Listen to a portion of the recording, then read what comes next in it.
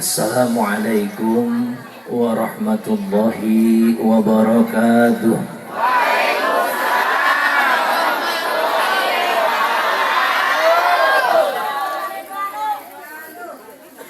Alhamdulillah. Alhamdulillah. Alhamdulillahilladzi anzala as-sakinah fi qulubil mu'minin. Ashhadu an la ilaha illallah wa ashhadu anna sayyidana Muhammadan abduhu wa rasuluh. Allahumma salli wa sallim wa barik ala sayyidina Muhammadin wa ala alihi wa sahbihi ajma'in. Rabbi shrah li sadri. Amin. Amin ya, kurang kompak bu. Bu, amin nggak amin? Belum kan? Amin baik. Rabbi shrah li sadri wa yassir li amri wahlul 'uqdatam min lisani yafqahu qawli. Subhanaka la ilma lana illa ma 'allamtana innaka antal alimul hakim. La haula wa la quwwata illa billahil aliyyil Hadratul mukarramin, para alim ulama, bini sepuh, para tokoh masyarakat, para kiai, para hujjaj, wabil khusus guru kita Fadilatul Mukarram Ustadz Dade, Ustadz Mukri, juga para remaja jamaah, bapak ibu sekalian, abang saya, orang tua saya, Bang Haji Atet Zakaria, segenap para tokoh masyarakat, bapak RT, bapak RW, yang tidak saya sebut namanya satu persatu, kita doakan mudah-mudahan Allah panjangkan umurnya, amin. Allah murahkan rizkinya, amin. Ilmu yang kita dapatkan insyaallah menjadi ilmu yang bermanfaat, amin ya rabbal. Ini malam kita hadir, kita sama memperingati Isra dan Mi'rajnya baginda Rasulullah sallallahu alaihi wasallam. Ini saya lihat-lihat nih, alhamdulillah, yang datang ada yang tua, setengah tua, ada juga yang nenek-nenek paling belakang. Yang masih jomblo ada, masih jomblo? Yang jomblo boleh angkat tangan, jomblo. Mana dia masih jomblo? Ayo, kalau umur 60 nggak usah angkat tangan, yang di bawah 60. Yang masih jomblo ada, masih jomblo? Halo. Halo. Hey, 2025 masih jomblo? Yakin lo? Cius masih jomblo? Dengarkan ini baik-baik. Buat para jomblo 2025, teruskan jomblo muna, betul? Semua akan indah pada waktunya. Iya Pak ya? Dengarkan buat para jomblo, lebih baik kalian jadi jomblo terhormat daripada pacaran cuma merusak anak orang. Betul betul. Hidup jomblo. Yang udah suami itu yang udah. Ya. Ini kita mau ngaji ngomongin jomblo ini. Jandanya ada janda. Apa bu? Saya belajar bahasa Sunda boleh nggak? Kalau bahasa Sundanya enggak itu apa? Ente. Malam hari ini Pak, saya duduk di sini bukan sebagai tamu, ente. Tapi saya duduk di sini sebagai anak yang duduk di tengah-tengah keluarganya, insya amin ya rabbal.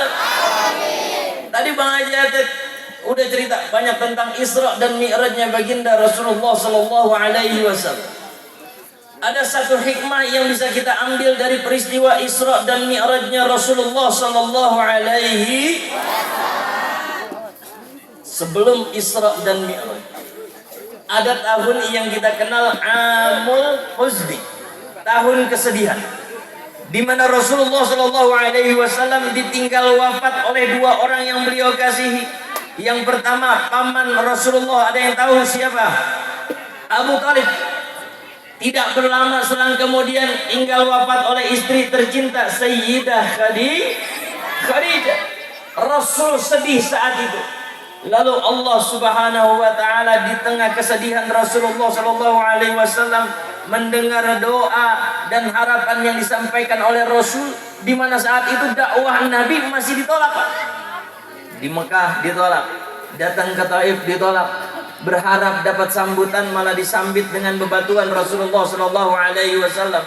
Lalu Allah mengisra dan mi'rajkan Rasulullah sallallahu alaihi wasallam. Satu hari ini sebelum kejadian Isra Mi'raj, Rasulullah sallallahu alaihi wasallam itu pernah naik ke gua Hiro.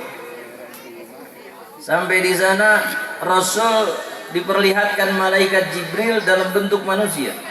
Karena ini pertama kalinya Rasulullah sallallahu alaihi wasallam bertemu dengan malaikat Jibril dalam bentuk manusia, Rasul merasa takut.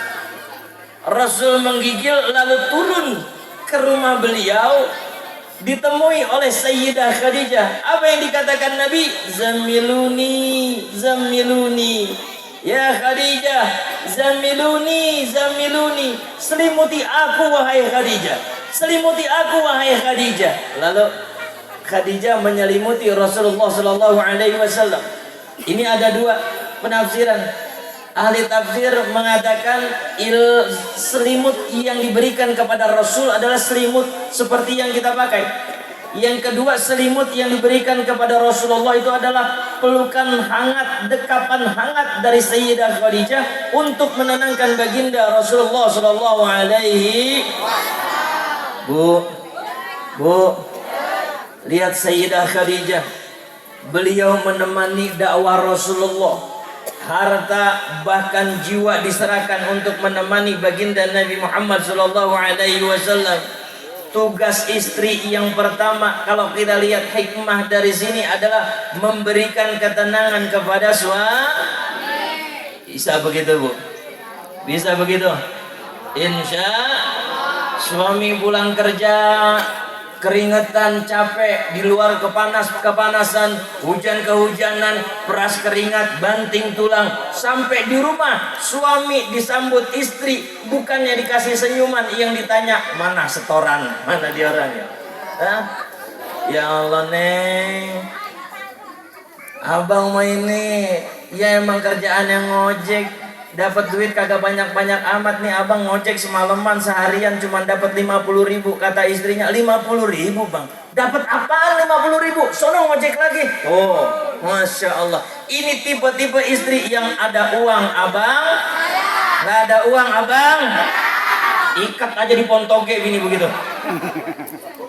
Ya bu, suami Pak, kita laki-laki karena cinta kepada istri bawa duit 50.000, kata istri, soalnya nyari duit lagi yang banyak, pergi kita Pak. Balik lagi karena cinta kepada Enggak lama mbak lakinya balik, suaminya, mama ini papa bawa uang 8 juta, alhamdulillah. Loh papa kok pulangnya jalan kaki, biasanya naik motor. Tuh Bu, suami mana suaminya? Dimah. Oh suaminya nggak ngaji, istrinya nggak ngaji juga. Ini yang kita ambil hikmah dari baginda Rasulullah sallallahu alaihi wasallam. Kata Nabi, perempuan nih kalau mau masuk surga itu paling gampang, cukup sholat 5 waktu yang wajibnya kita kerjakan. Nanti bulan Ramadan puasa yang wajibnya kita kerjakan, ya. Lalu tambah taat kepada suami. Kata Nabi, udkhulil jannah min abwab haitsu syi'ti, kata Rasul. Atau kama qala Rasulullah sallallahu alaihi. Ibu salat 5 waktu, alhamdulillah. Puasa Ramadan, alhamdulillah. Menjaga kehormatan ibu sebagai wanita, alhamdulillah. Tambah 1 taat kepada suami, ibu dipersilakan masuk surga dari pintu mana yang ibu mau. Mau apa kagak? Mau apa mau? Sebetulnya mau udah enak Bu. Perempuan tuh dikasih keringanan oleh Allah, kemudahan masuk ke dalam pintu surga. Caranya apa? Taat kepada suami. Dan kadang-kadang nih Pak, mohon maaf Pak, istri ini kadang-kadang suka pilih-pilih, Bang Ajid, Enak aja. Istri disuruh taat sama suami. Istri disuruh patuh sama suami. Suaminya aja nggak sholat, ya bu? Enak aja istri disuruh patuh sama suami. Suaminya aja nggak pernah ngaji. Suaminya aja kasar sama saya. Betul katanya tuh pak. Nggak ada urusan. Nggak ada urusan. Mohon maaf, mau suami ibu bajingan sekalipun, kalau yang keluar dari lisannya tidak bertentangan dengan ajaran Allah dan Rasulnya, ibu wajib taat. Paham? Tenang pak, kita CS. Saya belain, tenang ya. Ntar bu, tenang, biarin. Sekarang giliran dia, kita angkat aja dulu. Ntar dong bu, udah tinggi gak bro gini ya. Kok begitu Bang Aziz? Nggak adil dong. Masa istri harus taat kepada suami yang nggak taat kepada Allah? Masa istri harus taat kepada suami yang model bajingan begitu? Mohon maaf. Jangan lihat siapa yang menyampaikan, jangan lihat suaminya, tapi lihat apa yang keluar dari lisannya. Selagi itu baik, pasti itu datangnya dari Allah Subhanahu.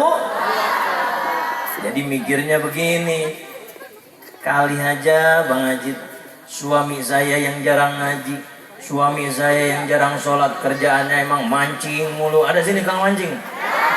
Mana dia orangnya? Terusin. Kang mancing terusin ya. Cuman ibu kalau punya suami tukang mancing mah nggak maju-maju.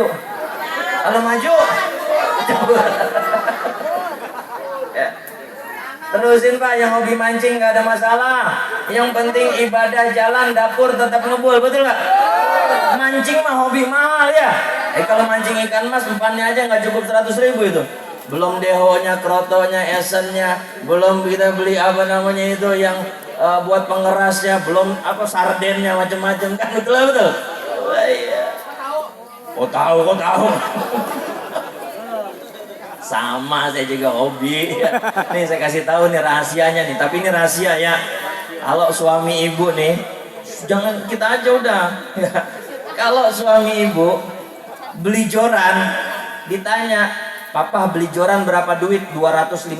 Ibu lihat mereknya. Kalau Shimano bohong itu, goroh dia. Shimano nggak ada yang 250.000, minimal 1,5 juta ya pak ya.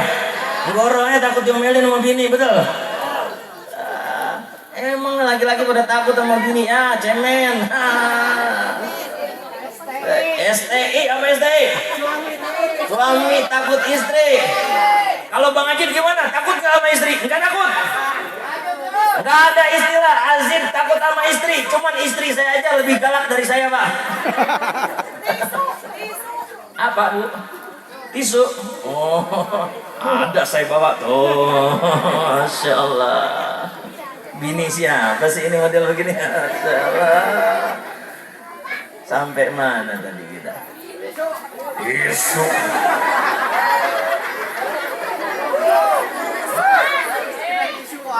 Itu. Begini bu, kali aja kita nggak pernah tahu hidayah Allah itu datangnya kapan.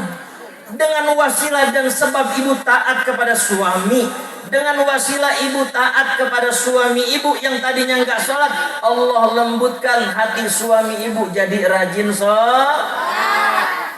Yang tadinya ngajinya ogah-ogahan jadi rajinnya, alhamdulillah. Begitu kudunya, iya. Kalau begitu Bang Aziz, saya ini harus lebih taat sama siapa? Lebih taat kepada suami atau orang tua saya? Istri bilangnya kan begitu. Harusnya lebih taat ke mana? Suami apa orang tua? Suami apa orang tua? Taat kepada suami itu akan mengalirkan pahala kepada kedua orang tua kita. Ini bakti yang tidak bisa terpisahkan. Jangan salah, sebaliknya kalau ibu menentang kepada suami, enggak taat kepada suami, berani ngomong kasar kepada suami, tanpa ibu sadari ibu mengalirkan pahala, mengalirkan dosa kepada kedua orang tua. Naudzubillah. Tuh, harus jadi perempuan tuh harus lembut ya. Suami pulang kerja kelihatan pulang dari kantor bawa pacul tuh, pacul nggak? Bawa cangkul. Lah emang sini kan kantornya di sawah ya? Iya. Sampai rumah keringetan, tanya, kasih senyuman. Iya kan? Papa capek banget kelihatannya pulang kerja. Papa keringetan. Papa mau minum apa? Teh, kopi, apa susu? Kalau mau minum susu aja udah. Kalau mau minum teh, mamah bikinin. Kalau mau minum kopi, mamah adukin. Kalau mau susu ntar malam-malaman. Dah, ya Bu. Suami ibu bahagiakan, hadirkan senyum, bakti taat ibu kepada suami. Enggak mesti mahal, enggak mesti repot. Suami ibu biasanya pulang dari kantor jam berapa? Jam 5. Masya Allah, alhamdulillah, terima kasih Bu. Alhamdulillah. Ya Allah, tolong dicatat panitia. Jam berapa pulang kantor? Jam 5. Jam 4 ibu mulai dandan yang rapi. Itu bibir merah-merahin, alis lempeng-lempengin pakai pensil alis ya.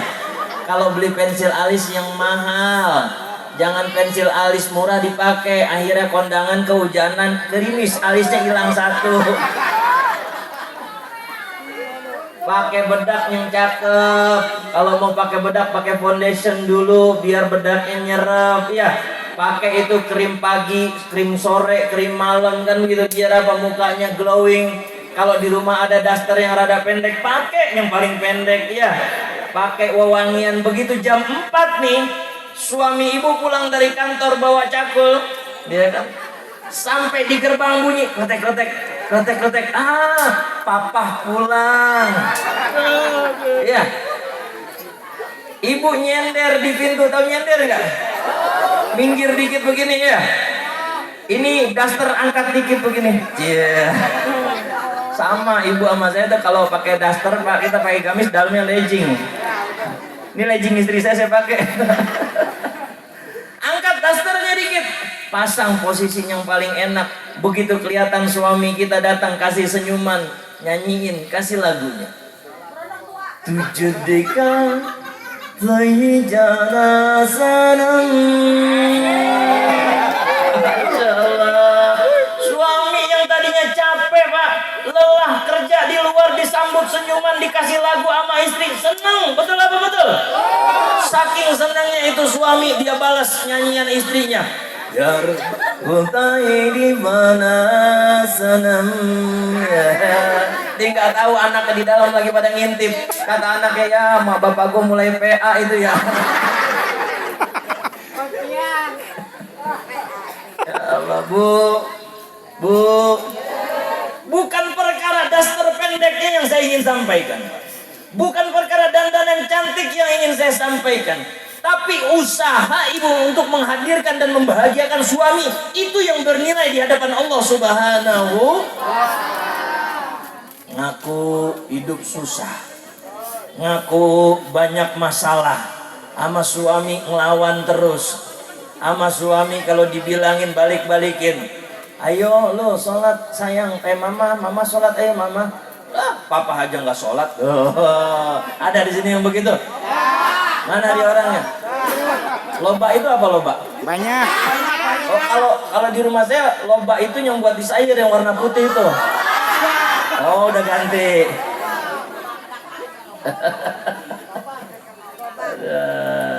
Ini saya yakin nih pada peserta-peserta TikTok semua ini. Iya. Waktuku kecil. Nah, itu ya. Iya ketahuan loh. Ya udah. Nih Pak, kita orang tua punya anak Gen Z kayak model begini harus cerdas Pak. Kita harus ngikutin teknologi. Kalau anak kita main game, bunyi cerang cering, periksa. Itu bukan game, main slot, tahu slot? Boleh nggak? Haram. Judi on? Tapi kan enak banget kalau main slot itu. Masang 2.000 dikali 100, begitu jackpot 200.000. Kan begitu ya? Iya, betul nggak? Makanya nih Bu, kalau zaman kita dulu nih, kalau ada geledek kita bilangnya gimana? Astagfirullahaladzim. Ada petir bilangnya gimana? Astagfirullahaladzim. Kalau anak sekarang Pak, Ada geledek, ada petir, bilangnya gimana? Alhamdulillah. Wah, alhamdulillah, Zeusnya ngasih petir, jackpot itu. Wah, ini Abang Son mancing-mancing ini katanya. Kok tahu? Riset. Kadang-kadang kita doain Abang Sonnya, mudah-mudahan Allah masukkan ke dalam surganya Allah, amin. Sekalian sama Son-sonnya. Iya kali aja Bang, kalau sama Son-sonnya di sana bisa bikin organ tunggal kan begitu ya? Iya. Iya nggak DJ lagunya itu DJ apa tuh yang garam sama mecin? Apa? Oh iya garam sama madu, salah. Gak garam sama mecin. Emang mau nyair asam ya? Iya Bu. Iya. Ini hikmah Isra dan Mi'rajnya baginda Rasulullah Sallallahu Alaihi. Betapa sedih Rasulullah ditinggalkan Sayyidah Khadijah, istri tercinta.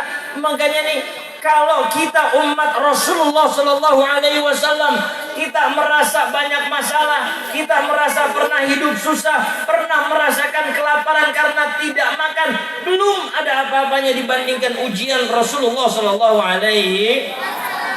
Sekarang begini Pak, Nabi itu kan manusia yang paling mulia, betul? Nabi itu sudah dijamin masuk surga. Nabi adalah satu-satunya orang yang disebut Habibullah, kekasihnya Allah, orang terdekatnya Allah Subhanahu. Kira-kira kalau Nabi berdoa kepada Allah, dikabul nggak doanya? Dikabul nggak? Pasti dikabul. Tapi lihat, sepanjang sejarah hidup Rasulullah Shallallahu Alaihi Wasallam, dalam kehidupan Rasul ada senang, ada susah, tidak sedikit juga Rasul banyak menemui masalah. Tapi lihat yang dilakukan Rasul. Allah mengizinkan ujian terjadi kepada Rasulullah. Allah mengizinkan masalah terjadi pada Rasulullah. Itu bukan karena Allah tidak sayang,